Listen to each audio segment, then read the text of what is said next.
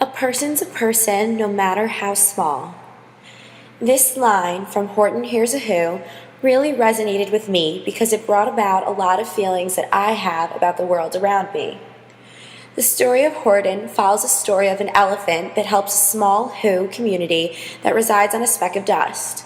Horton the elephant has never met or heard of the Whos before, but when he sees they are in trouble, he does not hesitate to help them. Throughout the story, he travels to a faraway mountaintop where it would be safe to leave the speck of dust so that Whoville would be safe in the future.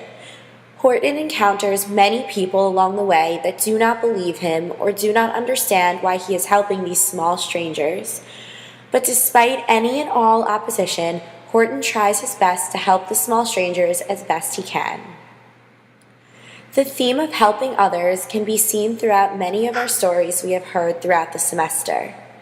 One story in particular that really connected to this is that of Psyche and Eros. Although the entire story has nothing to do with helping others, there is one particular moment that hit me and reminded me of the story of Horton.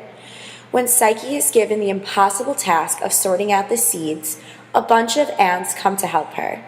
The little creatures, who have no connection to her, come to her rescue and sort the seeds in record time and then just go on their way. They help Psyche for no reason at all other than just to help.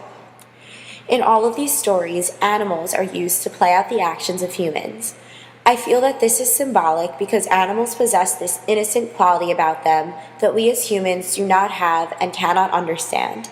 This innocence is played out by the animals in the sense that they blindly help someone that they have little or no connection to. They just help. They aren't looking for anything in return. All they want to do is help. We as humans can learn something from these animals, that you don't need a reason to help someone in need. Both of these stories really struck me because I can connect with them on a very personal level. Over spring break, I traveled with some other Maryland students to Ukraine to do community service. We helped out in 2 different local community centers by fixing things up and enriching the lives of the community members with our American culture. The people we helped were total strangers, and none of us had any connection to any of them. However, we all wanted to help those in need, regardless of the country we live in. The work we did there really impacted their community and paved the way for a brighter future. This past weekend, one of the cities we visited on our break was struck by 4 explosions. Although investigations are not finished, the explosions were believed to have been planted by terrorists. There were several casualties, and the whole city was brought into a state of panic.